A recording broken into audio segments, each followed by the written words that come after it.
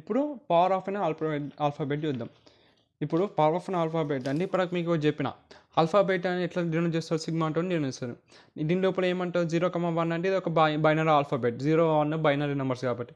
ఇదేంటిది A,B అనేది ఒక ఆల్ఫాబెట్ అనుకున్నాం. సో ఇవి ఆల్ఫాబెట్స్ నుంచి ఇప్పుడు సపోజ్ దీని నుంచి ఆల్ఫాబెట్ నుంచి ఒక స్ట్రింగ్ అంటే నేను చెప్పిన వాళ్ళ నుంచి కొన్ని సీక్వెన్స్ ఆఫ్ సింబల్స్ రాస్తారు, దాన్ని స్ట్రింగ్ అంటారు. ఇప్పుడు చూడు 0011 అని రాసిన. సో దీని లోపల ఎన్ని క్యారెక్టర్స్ ఉన్నాయి, 2 ఉన్నాయి. దీని లోపల ఎన్ని ఉన్నాయి, 2 ఉన్నాయి. సో 2 ఉన్నాయి కాబట్టి దీన్ని ఏమంటా ఒకటే రాసిన, 0,1 స్ట్రింగ్ రాసిన. సో దీని లోపల ఎన్ని క్యారెక్టర్ ఒకటి ఉంది, దీని లోపల ఏంటి ఉంది ఒకటి ఉంది. సో దీని లెంత్ ఎంత ఒకటే, దీని లెంత్ ఎంత 2. అట్లా ఆ లెంత్ ఇక్కడ ఉంది చూస్తారా, ఆ లెంత్ని మనం ఎట్లా డినోట్ చేయొచ్చు అంటే length of a string, length of an alpha ఏంటిది. సో ఇది ఒక సిగ్మా అనేది ఒక ఆల్ఫాబెట్ అయితే we can express all the string in certain length. So ఆ లెంత్ని స్ట్రింగ్ ఆఫ్ లెంత్ని ఇట్లా చేయొచ్చు అంటే యూజింగ్ ఎక్స్ప్లెనేషన్, ఒక ఎక్స్ప్లెనేషన్ నోటేషన్లో డినోట్ చేయొచ్చు. ఎట్లా అంటే ఇప్పుడు ఇది ఏదో ఒక ఆల్ఫాబెట్, దాని లెంత్ ఎంత ఉందో దాని కేలా alphabet of sigma power of k అన్నక రాసి is the set of strings, ఇది ఒక set of strings of length k అనమాట. ఏంటి ఎంత లెంత్ ఉంటుందో కే రూపంలో చెప్తాం అనమాట. సో ఇది ఈ ఆల్ఫాబెట్ లోపల ఇంత లెంత్ ఉందనేసి ఇట్లా కే రూపంలో చెప్తావు. ఇప్పుడు ఎగ్జాంపుల్ చూస్తే అర్థమైపోతుంది.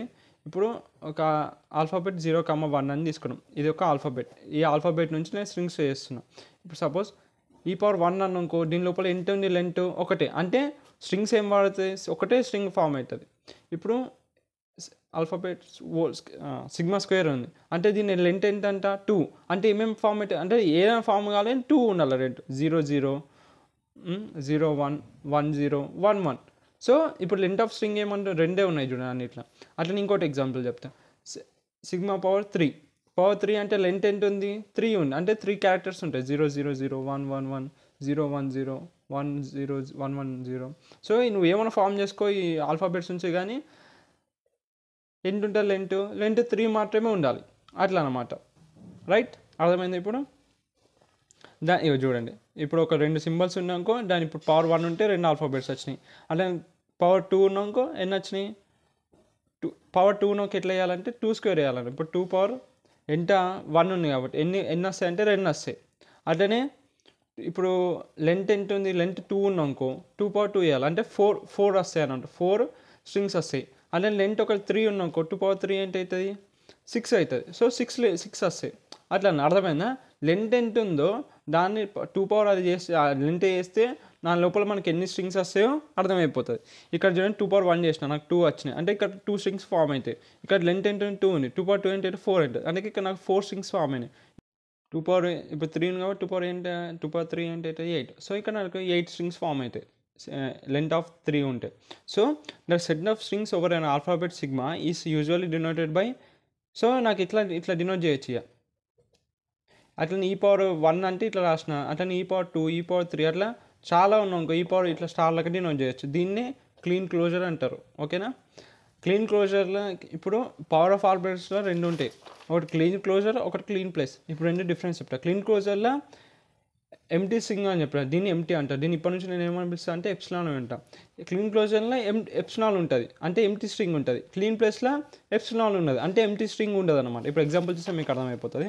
సో క్లీన్ క్లోజర్ అంటే ఏమైపోతుంది, క్లీన్ క్లోజర్ అట్లనే ఇప్పుడు మనము 1 చేసినాం 2 చేసినాం 3 అట్లనే ఎన్ని వరకు వేసినామో దాన్ని ఎట్లా డినోట్ చేస్తారంటే ఆల్ఫాబెట్ ఆఫ్ స్టార్ అని రాస్తారు, దీన్నే క్లీన్ క్లోజర్ అని రాస్తారు. అంటే ఇప్పుడు ఏంటిది alphabet of star on over ఇట్లా ఉన్నానుకో దాని లెంత్ ఎంత అంటే ఇన్ఫినైట్, ఇక నువ్వు ఎన్నైనా ఫామ్ చేసుకోవచ్చు.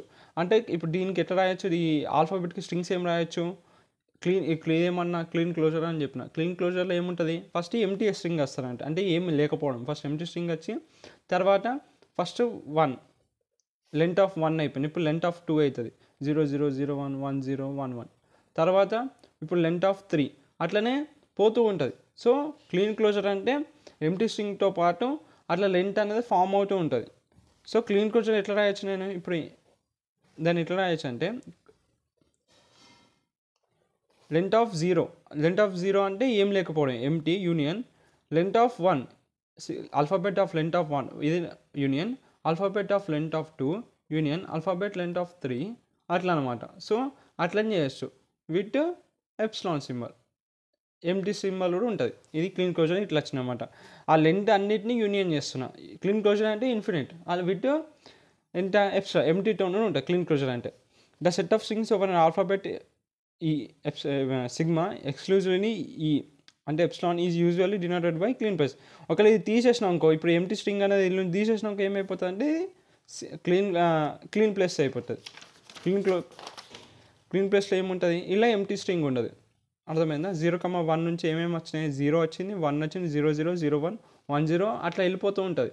సో కానీ ఇలా నాకు ఎంటీ స్ట్రింగ్ ఉండదు. ఎంటీ స్ట్రింగ్ ఉండదు అంటే ఇక్కడ ఎప్సిలాన్, ఎంటీ స్ట్రింగ్ అంటే ఎప్సిలాన్ అనమాట. సో ఇలా ఎంటీ స్ట్రింగ్ లేకపోతే అది ఎప్సిలాను, లేకపోతే అది క్లీన్ ప్లస్. అంటే ఏంటిది, క్లీన్ క్లోజర్ నుంచి నేను ఎంటీ స్ట్రింగ్ తీసేస్తున్నా, అప్పుడు నాకు క్లీన్ ప్లస్ వస్తుంది.